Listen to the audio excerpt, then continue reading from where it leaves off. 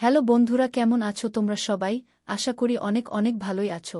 আর তোমাদের ভালোবাসায় আমিও অনেক ভালো আছি, কারণ তোমরা আমাকে যে পরিমাণে ভালোবাসা দিয়েছ এবং সাপোর্ট দিয়েছ তা আমি কোনোদিন ভুলতে পারবো না। তাই তোমাদেরকে মজা দেওয়ার জন্য আবারও একটি নতুন গল্প নিয়ে হাজির হলাম।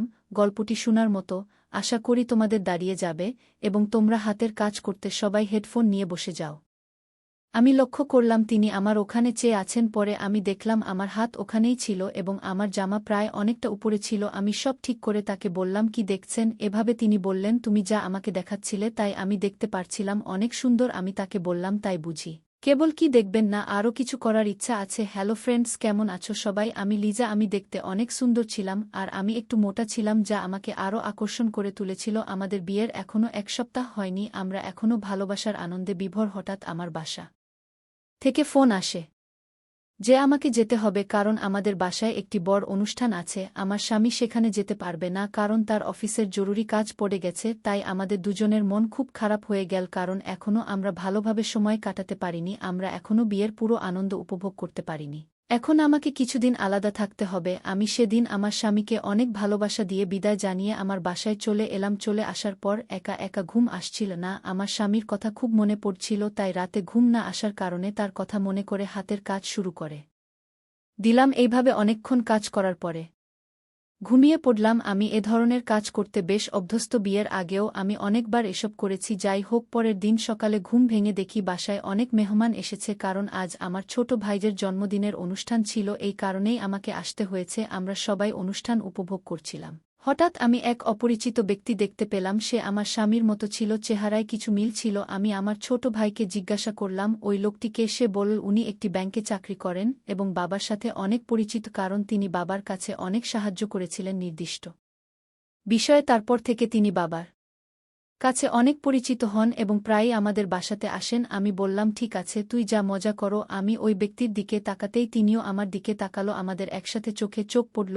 আমি চোখ ফিরিয়ে নিলাম। তার কিছুক্ষণ পরে লক্ষ্য করলাম তিনি প্রায়ই আমার কাছাকাছি এসে আরেকজনের সাথে গল্প করছিলেন। তখনই আমার বাবা এসে তার সাথে আমার পরিচয় করে দেন। তার নাম ছিল রনি। কিভাবে তার সাথে বাবার পরিচয় হয়েছিল সেগুলো আমাকে বলতে থাকে। আমি তাকে হাই বলে তার সাথে একটু গল্প করে চলে আসলাম। আমি লক্ষ্য করছিলাম যে তিনি আমায় কেমন জানি একটা দৃষ্টিতে তাকিয়েছিলেন। আমি মনে মনে ভাবতে লাগলাম যে আমার স্বামী এখানে নাই আর প্রায় অনেক দিন তার সাথে দেখা হবে না, তাহলে তার সাথে কিছু করে ফেলতে হবে, কারণ তিনি দেখতে ভালোই ছিলেন, আমার অনেক পছন্দ হয়েছিল। আমি দেখলাম সেদিন অনুষ্ঠানে সবাই চলে গিয়েছিলেন কিন্তু তিনি চলে যাননি। আমি মনে মনে একটু খুশি হলাম। পরে সন্ধ্যার দিকে সবাই চলে যাওয়ার পর আমি গোসল করার জন্য বাথরুমে চলে গেলাম। সেখানে আমি সব জামাকাপড় খুলে একটি বালতিতে রাখলাম। তখন আমার স্বামীর কথা মনে হচ্ছিল, তাই তখনই আমি আবার সেই হাতের কাজ করতে থাকি। তখন কেন জানি আমার মনে হচ্ছিল আমার বাথরুমের বাইরে কেউ একজন দাঁড়িয়ে আছে। আমি মনে করলাম আমার মনের ভুল মনে হয়, তাই আমি আবার আমার কাজ চালিয়ে গেলাম। হঠাৎ আমার মুখ দিয়ে একটু জোরে শব্দ বের হয়। তখনই বাইরে থেকে ওই লোকটি বলে ওঠে, কি হলো, পড়ে গেলা নাকি? আমি বললাম, না, কিছু হয়নি, আমি গান করছিলাম। আর আপনি বাইরে কি করতেছেন?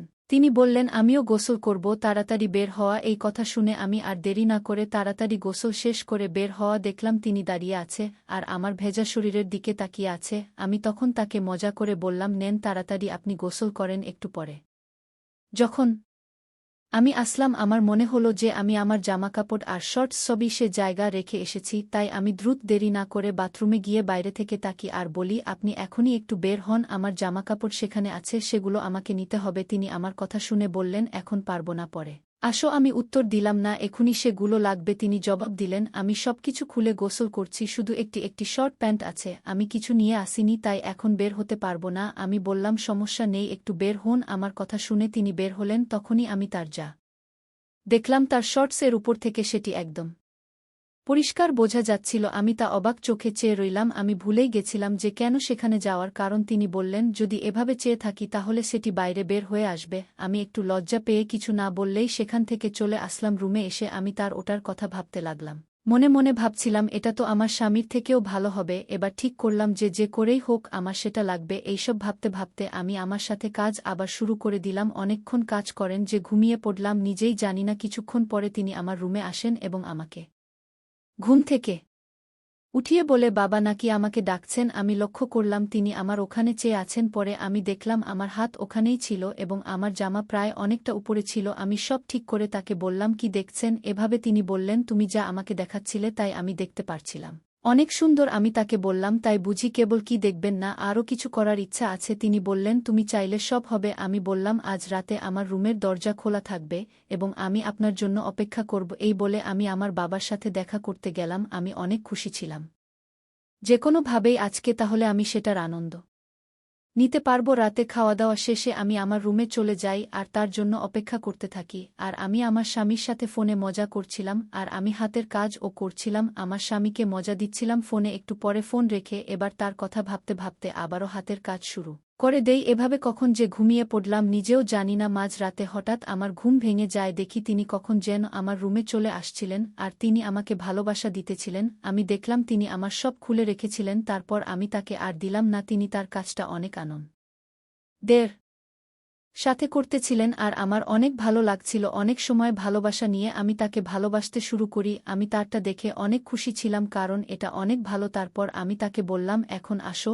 আর কাজটা শুরু করে দেন। তিনি আর দেরি না করে আসল কাজটা করা শুরু করে দিলেন। আমার অনেক ভালো লাগছিল যা তোমাদের বুঝাতে পারবো না। এইভাবে আমরা সারারাত একসঙ্গে কাটিয়ে দেই। আমরা সারারাত একে অপরকে ভালোবাসা দিয়ে কাটিয়ে দেই। আমি অনেক হ্যাপি ছিলাম কারণ অনেক দিন পর এত ভালো একটা পেয়েছিলাম। তারপর থেকে আমি প্রায় তার সাথে সময় কাটাই। এমনকি আমি আমার স্বামীর সাথে তাকে একটা ভালো সম্পর্কে জড়িয়ে দেই যাতে করে তিনি আমার শ্বশুর বাড়িতে আসতে পারেন। এখন সে প্রায়ই আমার শ্বশুর বাড়িতে আসে আর আমি তার সাথে সময় কাটাই অনেক আনন্দের সাথে। গল্পটা কেমন লাগলো জানাতে ভুলো না। তোমাদের সাথেও কি এমন কোনো ঘটনা ঘটেছে? যদি ঘটে থাকে তাহলে কমেন্টে জানাতে ভুলো না। আরও মজার মজার রোমান্টিক গল্প শুনতে চাইলে ভিডিওটি লাইক, শেয়ার এবং চ্যানেলটি সাবস্ক্রাইব করতে ভুলো না। ধন্যবাদ।